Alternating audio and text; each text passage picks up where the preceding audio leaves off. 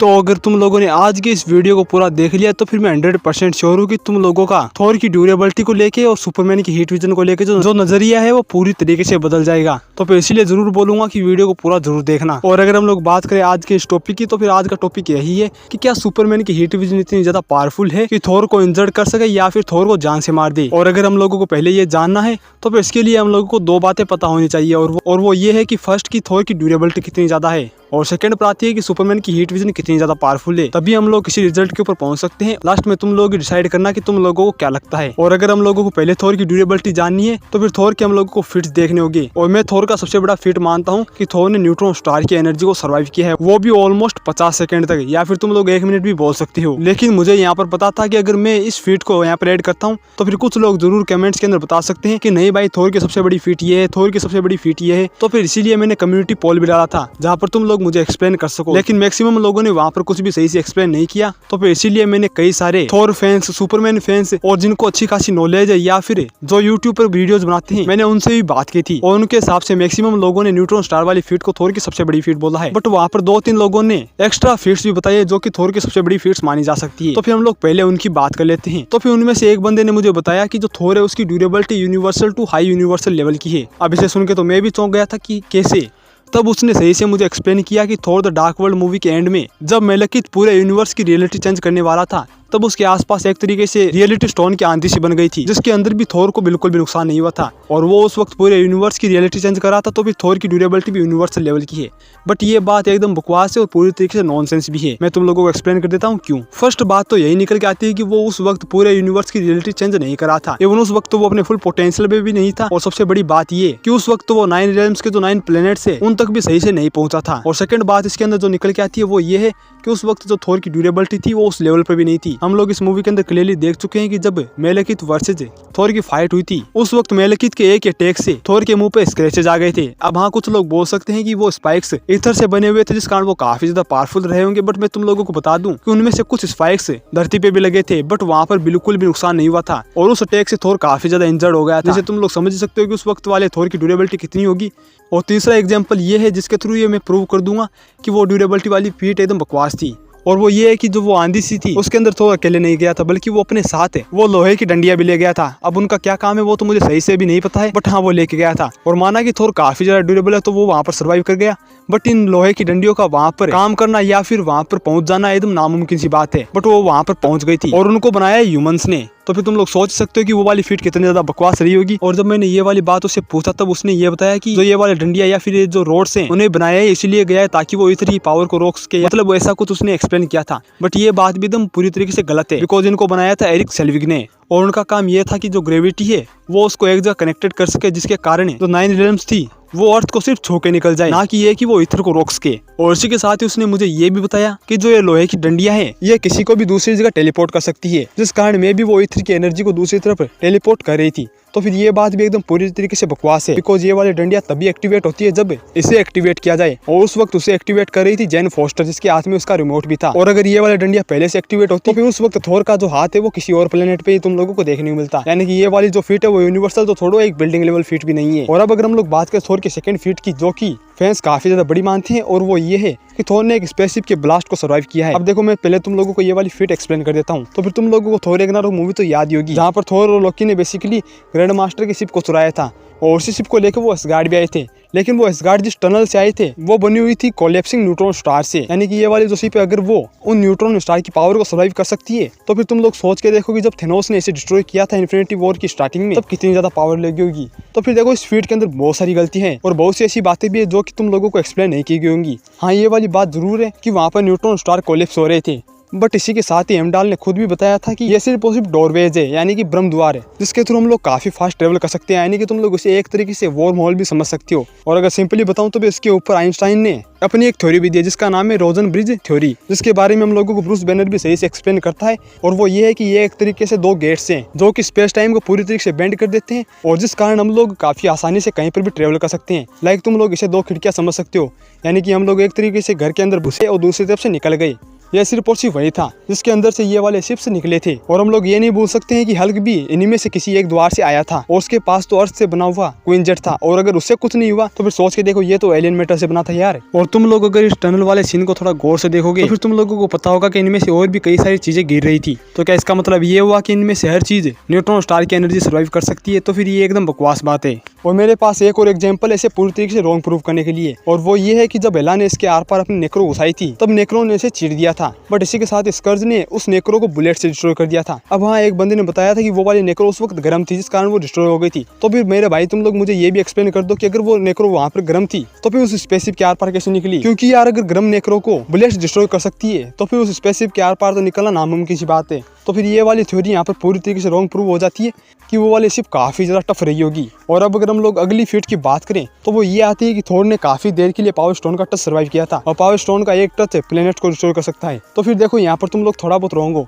Power stone का touch सिर्फ और सिर्फ प्लेनेट को नहीं पूरी गैलेक्सी को रिस्टोर कर सकता है। अब तुम लोग सोच रहे होंगे कि बहुत ही बड़ी फीट है, तो फिर देखो ये बहुत ही बड़ी नहीं, बहुत ही मामूली सी फीट है। अब मैं एक्सप्लेन करता हूँ। तो फिर देखो उस वक्त जो पावर स्टोन था वो थेनोस के गॉन्टलेट में था। सिंपल सी बात है, इन्फिनिटी स्टोन्स की पावर्स को कंट्रोल में रखना और जो यूजर होता है उसके माइंड को इन्फिनिटी स्टोन से कनेक्ट करना। और उस वक्त थेनोस थोर के सर के ऊपर सिर्फ और सिर्फ इतनी पावर है डाल रहा था जिसके थ्रू थोर है सिर्फ और सिर्फ रोने लगे, यानी कि उसके सिर्फ और सिर्फ दर्द हो, ना कि वो थोर को मारना चाहता था। बिकॉज अगर मैं तुम लोगों को एग्जाम्पल दूं तो फिर तुम लोगों को guardians of the Galaxy movie का विलन तो याद ही होगा, जिसके पास अपना एक डंडा था जिसके अंदर पावर स्टोन था। तो पे इस बेस पे तो उस डंडे की टफनेस भी प्लेनेट लेवल की होनी चाहिए, बट रॉकेट के वेपन ने उसको एक ही झटके में डिस्ट्रॉय कर दिया। बट अभी भी कुछ लोगों के मन में ये कंफ्यूजन होगी कि वो प्लेनेट्स को डिस्ट्रॉय कर सकता है। तो फिर देखो ऐसी बात बिल्कुल भी नहीं है, बिकॉज अगर तुम लोगों ने guardians of the Galaxy movie देखी होगी तो फिर तुम लोगों को पता ही होगा कि अगर पावर स्टोन फ्री भी हो तो भी वो प्लेनेट्स को डिस्ट्रॉय नहीं कर सकता है, बिकॉज तब भी वो अपने फुल पोटेंशियल में नहीं होता है। और हम लोग देख ही चुके हैं कि जब स्टार लॉर्ड उसे अपने हाथ में पकड़ता है तब उसकी जो पावर है वो उस प्लेनेट के अंदर भी जाती है, और इसी के साथ ही जो पावर स्टोन की जो एनर्जी है वो एक दूसरे में ट्रांसफर भी होती जाती है। और हम लोग वहाँ पर क्लियरली देख सकते हैं कि उस वक्त थोर के हेड को थेनोस ने भी पकड़ रखा था, यानी कि वो वाली पावर थेनोस के हाथ में भी जानी चाहिए थी। और मैं तुम लोगों को बता दूं कि थेनोस की ड्यूरेबिलिटी भी उस लेवल पर नहीं है कि पावर स्टोन के प्लेनेट बस्टर अटैक्स को झेल सके। और मैं तुम लोगों को एक्सप्लेन कर देता हूँ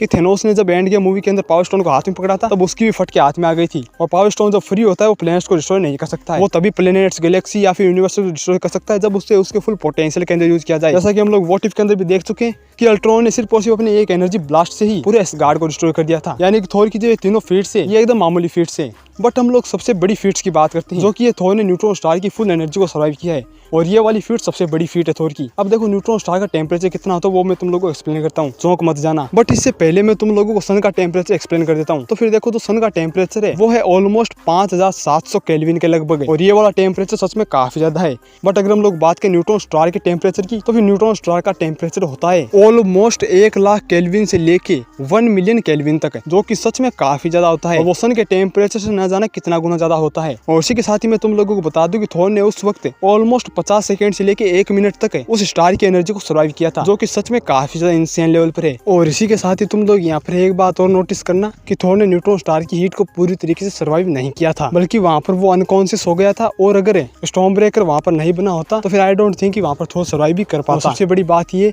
कि थोर की जो बॉडी वो 15 से 20 सेकंड के अंदर ही बर्न होनी स्टार्ट हो गई थी, यानी डिस्ट्रॉय होनी शुरू हो गई थी, यानी कि जो न्यूट्रॉन स्टार की हीट है वो थोर को डैमेज तो कर रही थी। बट इसी के साथ ही मैं तुम लोगों को एक बात बता दूं कि जो वाला न्यूट्रॉन स्टार था वो था एक डाइंग न्यूट्रॉन स्टार। अब तुम लोग सोच रहे होंगे कि डाइंग न्यूट्रॉन स्टार और न्यूट्रॉन स्टार में कितना ज्यादा डिफरेंस है।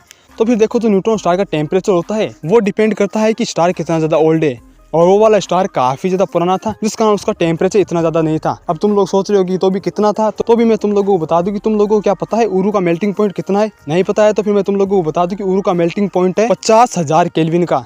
और जैसा कि मैं तुम लोगों को एक्सप्लेन कर चुका हूँ कि एक नॉर्मल न्यूट्रॉन स्टार का टेम्परेचर होता है ऑलमोस्ट 1 लाख केल्विन से लेके 1 मिलियन केल्विन तक है। बट वहीं पर हम लोग देख चुके हैं कि इस डाइंग न्यूट्रॉन स्टार को उरू मेटल को मेल्ट करने के लिए ऑलमोस्ट 50 से 1 मिनट का टाइम लग गया था, यानी कि इसका जो टेम्परेचर है वो 50 केल्विन से भी कम है। यानी कि जो लोग बोलते हैं कि ये वाली एनर्जी प्लैनेट्स को डिस्ट्रॉय कर सकती है, ऐसा बिल्कुल भी नहीं है। बट फिर भी ये वाली फिट काफी ज्यादा इंप्रेसिव है।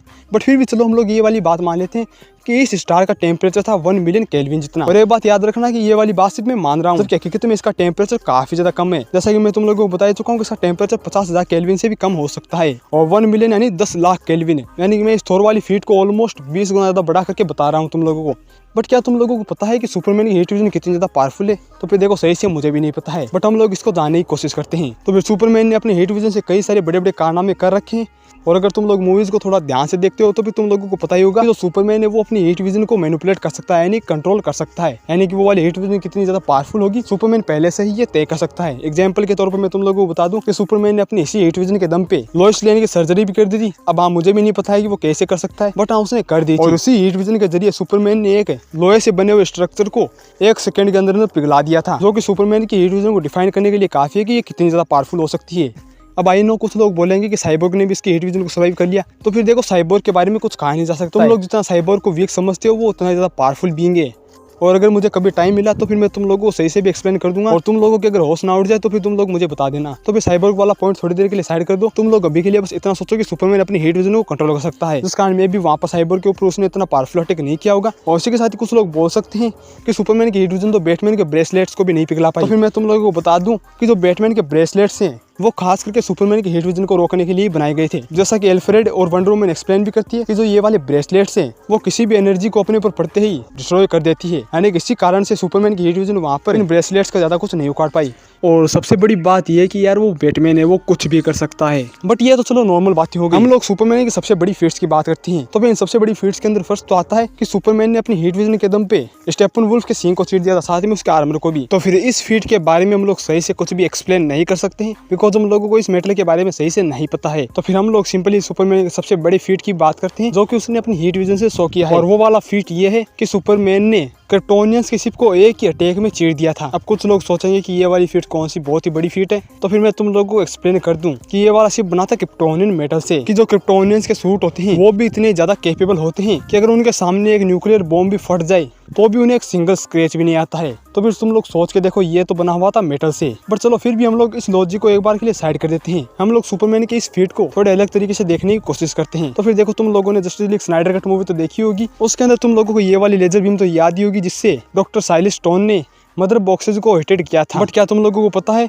कि इसी मूवी के अंदर डॉक्टर रे पाल्मर, यानी कि जो अपना एटम है, उसने साइलेस स्टोन के सामने इसी लेजर बीम की एनर्जी डाली थी क्रिप्टोनियन मेटल के ऊपर, और उस वक्त जो इस लेजर बीम की हीट थी वो अपनी फाइनल स्टेज में थी, यानी कि उससे ज्यादा टेम्परेचर है वो प्रोड्यूस कर ही नहीं सकती है। और तुम लोगों को पता है वो वाला टेम्परेचर कितना था? वो था 3.5 मिलियन केल्विन जितना। 3.5 million Kelvin. और जैसा कि मैं तुम लोगों को एक्सप्लेन कर चुका हूँ कि थॉर ने जिस न्यूट्रॉन स्टार की एनर्जी सर्वाइव की थी उसकी हीट थी ऑलमोस्ट 50,000 केल्विन जितनी, या फिर उससे भी कम। बट हम लोगों ने उसे माना था 1 मिलियन केल्विन जितना, ताकि कोई गड़बड़ी ना हो। और जो ये वाली हीट है वो है 3.5 मिलियन केल्विन, यानी कि उससे 3.5 गुना ज्यादा। और जो ये क्रिप्टोनियन मेटल है उस वक्त मेल्ट भी नहीं हुआ था, सिर्फ और सिर्फ हीटेड हुआ था। तो फिर तुम लोग सोच के देखो इसका जो मेल्टिंग पॉइंट है वो कितना ज्यादा हाई रहा होगा। और ये जो टुकड़ा है वो क्रिप्टोनियन शिप का ही है, इसे सुपरमैन ने एक ही अटैक से चीर के रख दिया था। और तुम लोग यहाँ पर एक बात गौर करना, ये जो लेजर का पॉइंट है वो सिर्फ और सिर्फ एक ही जगह पर है, बट फिर भी ये मेल्ट नहीं हुआ। बट जो सुपरमैन है उसने अपने एक ही अटैक से, यानी कि एक झटके में उस शिप को चीर के रख दिया था, यानी कि उसने एक जगह पर अटैक नहीं किया था बल्कि एक ही झटके में काट दिया था।